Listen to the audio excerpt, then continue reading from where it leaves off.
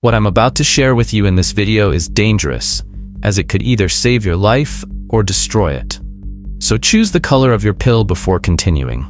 Ready to unleash your powers of seduction? Robert Greene, the brilliant mind behind the 48 Laws of Power and the 33 Strategies of War, has presented the secrets to understanding the psychology of attraction, giving you the keys to wooing people you're interested in with maximum success. Stay with me until the end, and you'll emerge 10x more seductive and attractive in the eyes of women. Get into the flow with me and understand this concept that I'm going to explain to you right now. Have you ever noticed that the more someone tries to be loved, the more invisible they become? That those who try too hard to win someone over are, paradoxically, the first to be discarded? There's a brutal reality behind the silent failure of the nice ones, the good guys, the men and women who play fair, who follow the rules, who try and try so hard without realizing they're being erased by their own efforts. The art of seduction doesn't reward effort, it rewards effect. And this is shocking because since childhood, we've been conditioned to believe that effort is noble, that trying makes us worthy. But seduction isn't a meritocracy, it's psychological theater, a performance of desires, projections, and primitive instincts disguised as rational choice. And in this theater, those who try too hard are seen as extras, not as protagonists. Robert Greene, in Opening the Art of Seduction, doesn't talk about beauty, money, or status as primary factors of attraction. He talks about energy, about magnetism, about the kind of presence that changes the emotional temperature of a room. And here's the first truth no one told you. The seducer isn't the one who chases. He's the one who makes others move around him. He doesn't demand attention, he provokes it. He doesn't beg for love, he sows the emotional chaos that makes the other miss you even in your absence. And what do the nice ones do? They show up too soon. They give themselves too quickly. They say everything. They explain too much. They make love a test of character, when in reality love, in the world of seduction, is a choreographed illusion. This is the pain of the striver. He plays the right game on the wrong field. He is rational when he should be instinctive. He seeks connection when the moment demands tension. He explains himself when he should hide. And the closer he gets, the more he nullifies the fascination. Because fascination lives in ambiguity, in the unsaid, in the gesture that confuses more than it clarifies. His effort betrays a need, and need, in seduction, is repellent. Seduction demands emotional control, strategic presence, and a dance with the invisible. The seducer doesn't seek guarantees, he creates atmosphere. He doesn't convince with logic, he hypnotizes with emotional language. Greene highlights this aptly. True seducers are obsessed with the other's psychology, not their own narrative. They get under the skin of their victim, like an actor immersing themselves in a role, adapting to the other's tastes, values, and insecurities. They observe, they mirror, they adjust. They are malleable as water, but dangerous as poison. Because the goal is never just to conquer, it's about possessing. And this game, when played well, doesn't require force, it requires form. Think of what we see on social media today. People selling themselves, shouting from the rooftops that they're good, trustworthy, worthy of love. But that's not what attracts. What attracts are the enigmatic narratives, the eyes that don't reveal everything, the profiles that show just enough to leave you wanting more. Effort here becomes noise, and noise kills mystery. Modern seduction is well-placed silence. It's knowing that less information breeds more obsession. Have you ever noticed how true seducers don't try? They stage disinterest, modulate intensity, create an emotional swing that captivates. They don't explain their absence, they transform their disappearance into expectation. They don't offer direct compliments, they provoke insecurity with a vacant look. And the nice ones? They send messages asking if everything's okay. They make a point of showing they're different from everyone else. But different isn't the same as attractive, because the different is still competing. And those who compete have already lost. Greene points out 6 essential qualities of the seducer that the average hard worker ignores. First, dedication. But attention, dedication to the game, not to the other person. The seducer maintains contact, creates rituals, simulates consistency, but all of this with strategic intent. Second, focus on love, not just desire. Because desire is fleeting, love confuses, love paralyzes, love enslaves. Third, practice. Seducers don't wait for the ideal situation. They seduce in the cafe, in the elevator, with the waiter, with the doorman. Seduction is a muscle, and the more you use it, the more natural it becomes. Fourth, strategic empathy. The seducer doesn't talk about himself, he listens, he investigates, he adapts. He creates a parallel reality where the other feels understood like never before, and this is addictive. Fifth, chameleonism. Seducers change color depending on the environment. If the target prefers reserved people, they become introspective. If he seeks adventure, he embodies the rebel. The seducer's identity is a tool, not a prison. Sixth, flexible morality. And here comes the most controversial part. The seducer doesn't get bogged down in ethical dilemmas. He understands that seduction is a power game, and every power game requires risk, ambiguity, and a hint of manipulation. And here the discomfort arises, because all of this challenges the myth of pure love, of spontaneous romance, of truth that triumphs. But as Ortega y Gasset said, the combination of fascination and surrender is the essence of love. Fascination isn't born from the obvious, it's born from the abyss between what's revealed and what's hidden. And those who surrender don't surrender to logic, they surrender to the emotional experience created by another. Therefore, the seducer doesn't convince, they distort. They don't show who they are, they show who the other wants to meet. And that's not a lie. That's seduction. You might find all of this dangerous, and it is. But it's also dangerous to continue ignoring the game. Because while you're trying to be loved for your essence, someone else is shaping perceptions, constructing fantasies, and occupying the space you've vacated. In a world of symbolic warfare, magnetic presence is a weapon. And the cool, the nice, the predictable, they enter unarmed, and that's why they disappear. They fade into the noise of normality, they become emotional statistics, and almost that never became a memory. The truth is harsh. Seduction isn't about trying harder, it's about understanding better. Seduction is the art of controlling emotions in a world governed by impulses. Those who try to be noticed, lose. Those who master mystery, conquer. And this mastery begins with an uncomfortable question. How long will you insist on being chosen for being good, instead of being desired for being magnetic? Seduction, contrary to what many think, is not a gift reserved for a select few. It is a social language, and like all languages, those who don't speak it disappear. But what happens to those who, even living in the midst of the social jungle, refuse to learn this language? They don't suffer explicit rejection. They aren't assaulted or attacked. What they receive is much worse: silence, indifference, oblivion. The price of neutrality, of the absence of a magnetic presence, isn't immediately visible, but it accumulates like existential dust. And one day, when this dust completely covers the shine of your identity, you wake up irrelevant, socially neutral, invisible, replaceable. To be neutral is to appear harmless. It's to live halfway, not to stand out, not to disturb, not to make an impact. And for this very reason, it is the most comfortable and most dangerous route one can choose. Because neutrality, unlike rejection, teaches nothing. It doesn't alert you, it doesn't shake you, it just erases you. And that's where the poison lies. The neutral thinks they're doing well, that they're playing it safe, that they're pleasing others, that all it takes is being a good person for the right connections to appear. But the real world, as Robert Greene exposes with strategic cruelty, is ruled by those who dominate perception, not by those who expect recognition. Those who lack charm, aura, or intensity are silently labeled by the collective unconscious as safe. But safe in seduction is synonymous with boring, and boring is never chosen. In The Art of Seduction, Greene shows that even the most admired talent needs a layer of theatricality, mystery, and contrast. What makes someone shine isn't the content itself, it's the atmosphere they generate. It's the effect they provoke.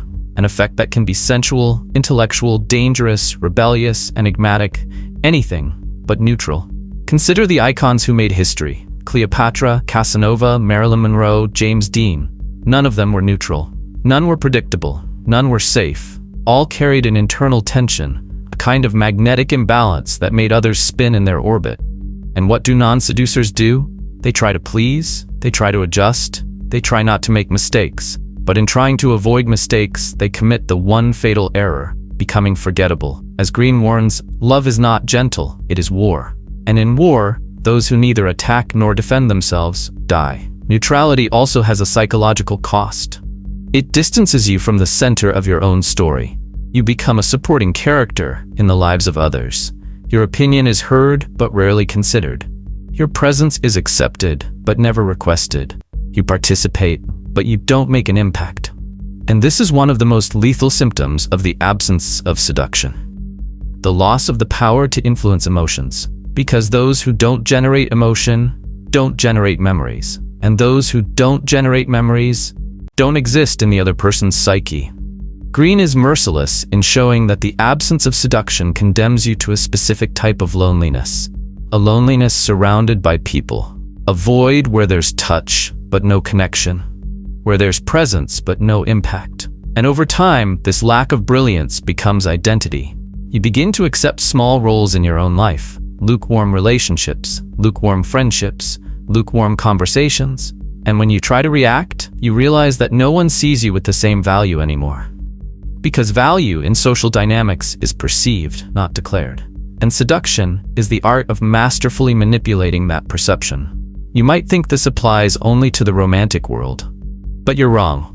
Seduction permeates everything. Sales, leadership, friendships, politics, marketing, religion, careers.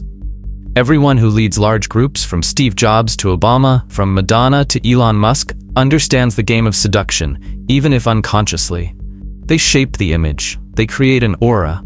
They control presence. They master the narrative. And the neutral? They just work. They wait. You hope. You pray to be noticed. But on the social board, praying doesn't move the pieces. Only enchantment does.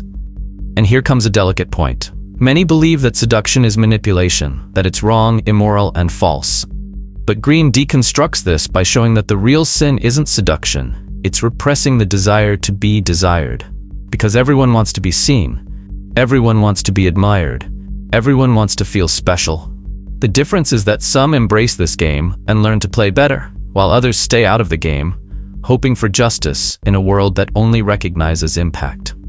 The uncomfortable truth is, you're already being seduced every day. By brands, politicians, influencers, friends, partners, leaders. Even the social media algorithm is a relentless seducer, shaping your behavior with subtle promises of emotional reward. The question isn't whether you're playing the game. The question is, are you seducing or just being seduced? And that's why neutrality is symbolic suicide. It leaves you vulnerable to any stronger narrative, to any more hypnotic presence. You become easy prey for manipulators, narcissists, and emotional strategists. And you don't even realize it because you're too busy trying not to overdo it, trying to be sensible, trying to be normal. But normal today is the new invisible. Seduction, in this context, is your only chance at relevance. It's what separates you from the crowd. It's what transforms your story into an experience others want to live. And here comes a direct provocation. How many people today remember you without you having to remind them of your existence? How many desire you, admire you, follow you, listen to you, spontaneously? If the answer is little or none, perhaps you're paying the price of neutrality without realizing it. And this price isn't just social, it's emotional. Because those who aren't desired begin to doubt their own worth. They begin to wonder if they're doing something wrong. But they're not. You're simply trying to live with the wrong tools for the right reality. You're using ethics when the world demands aura. You're using effort when the world responds to effect. You're offering truth when desire needs illusion. And therein lies the brutal contradiction. Truth, by itself, doesn't seduce. It needs to be framed. It needs to be staged. It needs to be measured. Like a work of art that reveals just enough to awaken the mystery, and never everything, so as not to kill desire. The seducer understands this. The neutral doesn't. And so the neutral suffers silently, daily, until it's too late. But there is a way out. And it doesn't require changing who you are. It just requires learning to use who you are with intention. It requires presence. It requires strategic provocation. It requires mastery of your own narrative. This is what seduction is. Controlling how you are perceived. It's the art of creating versions of yourself that activate other people's fantasies. And above all, it's the courage to abandon the emotional mediocrity that neutrality imposes on you. The true seducer doesn't speak. He insinuates. He doesn't introduce himself. He manifests himself. His presence alters the energy of a room without the need for words or formal introductions. It's like a rare perfume note, unseen, yet it dominates the atmosphere. In the real world, this almost magical presence isn't a gift. It's technique, it's art, it's an invisible strategy. Irresistible seducers aren't born ready. They are built by intention, by refinement, by a profound mastery of the psychology of desire. And what makes them different? It's simple. They understand that attention is the new currency, and they control it like surgeons. We live in the age of distraction, a world where everyone shouts, but few are heard. In this scenario, whoever dominates attention dominates everything. Greene shows us that the modern seducer's first superpower is knowing how to silently enter the other person's emotional radar. He doesn't invade, he infiltrates. He begins by building trust, positioning himself as an ally, never as a threat. He listens more than he speaks. He observes before acting. He plants emotional seeds that germinate days later, when the target's memory recalls that crooked smile, that ambiguous comment, that almost accidental touch that lingered on their skin as if tattooed. Attention, for these masters of the game, isn't won through insistence. It's manipulated through contrast. A seducer enters a room carrying a kind of energy no one else carries. He doesn't compete, he doesn't imitate, he doesn't try to prove anything. He simply is. And this being is crafted like a work of art. Some assume the archetype of the siren, provocative, intense, impossible to ignore. Others, that of the rake, a passionate libertine who lives to adore another with an almost animalistic abandon. There are the dandies, ambiguous, fluid, who escape labels and awaken desire for that which is not fully understood. And then there's the natural, the ideal, the coquette, the star. Greene shows us that there's a seducer for every fantasy, and that the key is to choose your archetype, refine it, and activate it according to the situation. But choosing an archetype isn't acting. It's amplifying existing characteristics. It's making your contrasts sharper. If you're introspective, become a magnetic mystery. If you're expansive, learn to balance intensity with mystery. If you're rational, add unexpected touches of emotion. The game here is one of perception. And seducers train others' perception like someone tuning a luxury instrument. They don't deliver everything at once. They know that desire needs space, waiting, tension. They transform the obvious into something extraordinary simply by the way they deliver. And then comes the second pillar, controlling desire. The mistake amateurs make is trying to generate desire with raw intensity. But real desire is always cultivated with ambiguity, with unpredictability, with emotional dissonance. One day, heat, the next, absence. A subtle touch followed by strategic distance. A compliment camouflaged by sarcasm. Seducers modulate the heat of the relationship like a DJ controls the rhythm of a dance floor. They never offer too much comfort, nor too much distance. They create tension, because tension creates obsession. Greene teaches that desire grows when obstacles arise, real or symbolic. The seducer creates psychological barriers that make the other strive for access. Sometimes it's limited time, sometimes it's an aura of mystery, sometimes it's the impression that the seducer is superior, unreachable, too busy with a fascinating universe. The important thing is that the other feels the need to win their attention, not the other way around. This turns the game around. It removes the seducer from the position of beggar and places them on the throne of emotional influence. And here comes the third dimension, mastering the social game. Modern seducers know that the stage of seduction is multifaceted. Social media, groups of friends, professional environments, social events. They understand that seduction isn't just eye contact. It's also about digital aura, symbolic reputation, and personal narrative. They don't let chance shape their image. They create micro versions of themselves adapted to each environment, and yet coherent. They're like a luxury Netflix series. Each episode brings a new facet, but they're all part of the same irresistible universe. These seducers master emotional language. They know that words are weapons, that compliments have timing, that well-told stories are portals to intimacy. They use their gaze as a spell, silence as a tool, touch as a signature. Everything meticulously planned to appear spontaneous. Because a true seducer never seems to be trying. They flow. And this flow is a perfect illusion constructed with masterful precision. And here comes the final secret. The most paradoxical, the most powerful, Irresistible seducers don't seduce out of necessity. They're not there to get something. They're there to create something. They don't seduce to fill a void. They seduce because they're already full of themselves. The target isn't a conquest. It's a stage. It's in the other person that they reveal the grandeur of what they carry. And that's why they're magnetic, because they don't seek validation. They exude value. You can learn all of this. It doesn't matter if you feel dull, uninteresting, or invisible today. This is merely a symptom of a lack of strategy, not a lack of potential. Seduction isn't about changing who you are. It's about learning to masterfully direct who you are. Like an artist who stops drawing in the dark and learns to illuminate their own work. The world is full of interesting people who will never be remembered. Full of good souls who will never be desired. And that's not fair. But it's also not inevitable. It's simply the result of a choice. The choice not to master the game. You can continue trying to be recognized for your essence, or you can learn to project your essence so that it hypnotizes. And in that moment, the difference between the forgotten and the unforgettable becomes brutally clear. You can break out of neutrality. You can abandon blind effort. You can start studying archetypes today, adjusting your language, shaping your presence. And when you do, you'll see a strange phenomenon happen.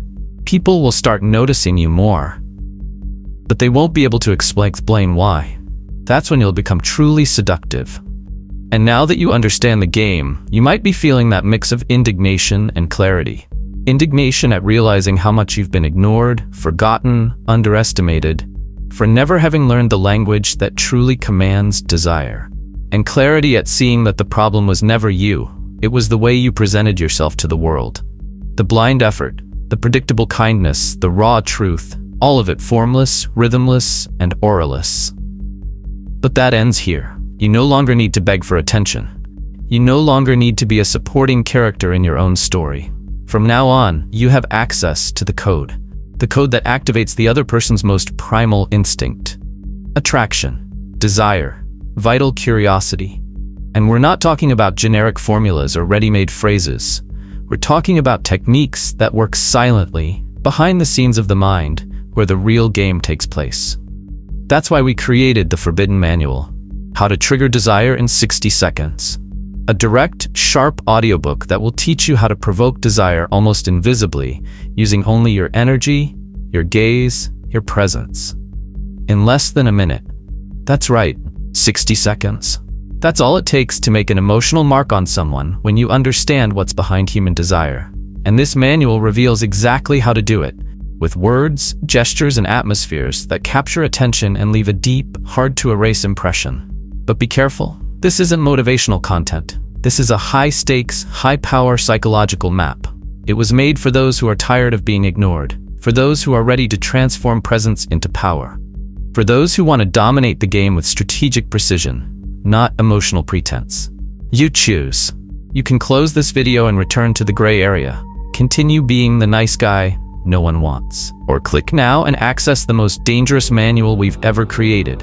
It's all inside. And once you listen, you'll never see yourself the same way again.